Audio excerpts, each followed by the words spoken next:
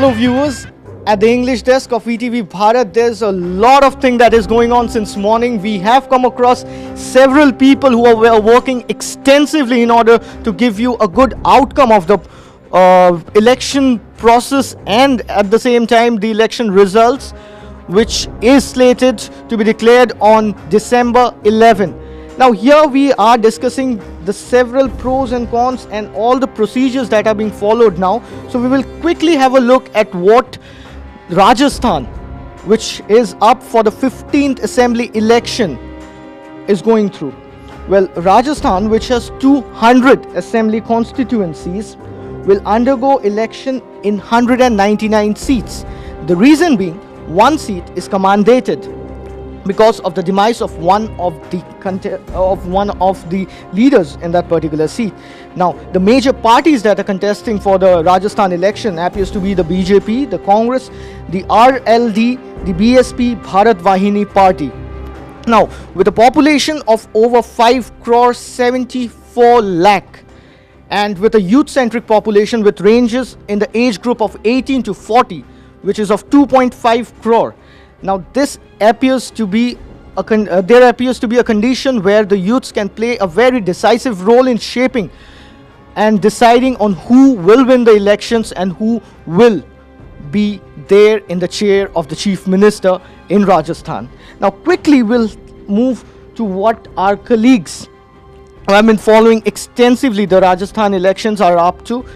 Here we have Naima, who has been following the Sardarpura constituency since morning. Now, Naima, what do you have for us? What is going on in the Sardarpur constituency and what are the probable outcomes?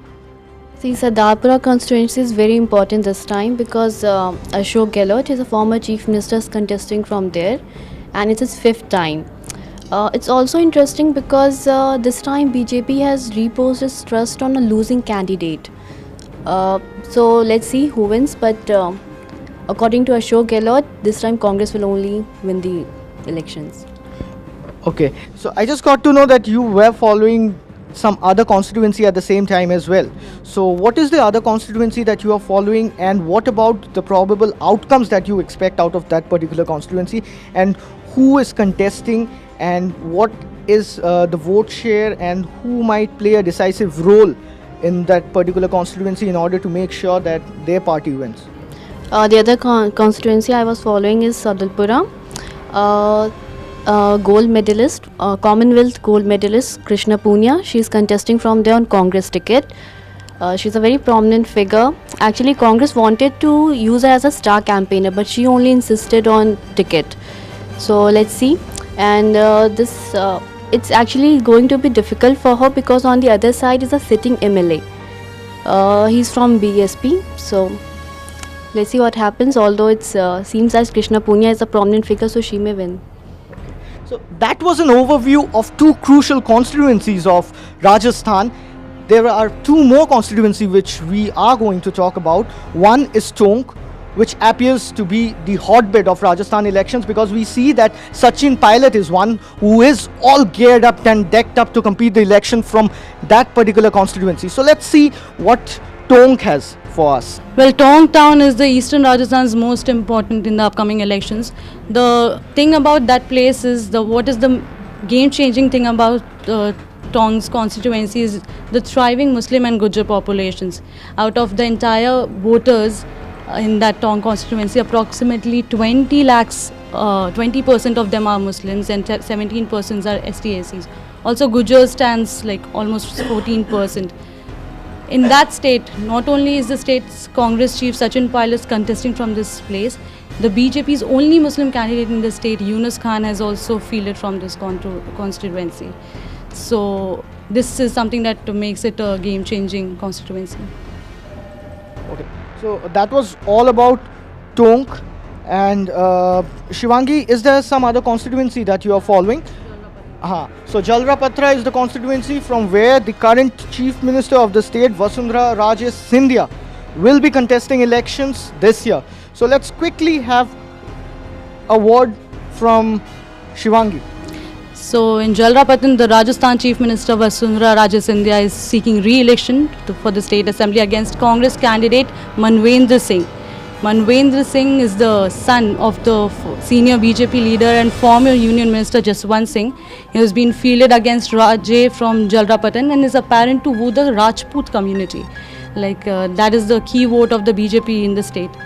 He's a candidate aimed for both the constituencies in and outside Jhalawar. Okay, so like Shivangi has already mentioned, Jalrapatra appears to be something which highlights Rajput's dominance out there in the state, which appears very crucial when you're talking about Rajasthan politics. Here we are also dealing with another state, that is Telangana. So Telangana, which has 109 constituencies, is also up for polls. Well, we are having people who since 7 o'clock in the morning have stood in the queue to cast their vote in order to make sure they choose and they elect the right and the best candidate possible for their state's development, and in order to make sure that Telangana, that is the youngest state of this country, appears to be the best one. Now here we have Gayatri, who will brief us on a few constituencies which are very crucial when we are talking about Telangana. Yeah, actually the current voters turnover till 11 o'clock, 11 a.m. is actually 23.17%, and actually the election ka thing, it's going on in a disciplinary manner. There's nothing like EVM malfunction, nothing like that. So everything is going peacefully, and from 7 p.m. there is a huge turnover. We have got Tollywood actors, everybody, major politicians also, ministers who have casted their vote and encouraging people to vote more. So maybe we should check on to our graphics. So what we have is like 119 constituencies, and here we can see total number of voters, male, female and others. And next is like the highest number of polling stations has been recorded, has been in Hyderabad, and the lowest number in Vanaparthi district. And there are also number of seats. As we can see, TRS has, as usual, is contesting individually along with BJP. BJP is also individually contesting, and we have the Praja Kutami also in between. And then the highest number of voters is in Srilingampalli and district, and the least number of voters is in Bhadrachalam. What we have to see, the interesting part is that this election is actually crucial for Telangana, because the ruling government TRS had dissolved the assembly just 8 months before their actual term period, and this is actually crucial enough because this is a political game, and we have got a lot of action in this election. So viewers, that was all for now. We'll be back to you in a moment with more details, more inputs and more briefings on the elections and the current status of Rajasthan and Telangana. Thank you.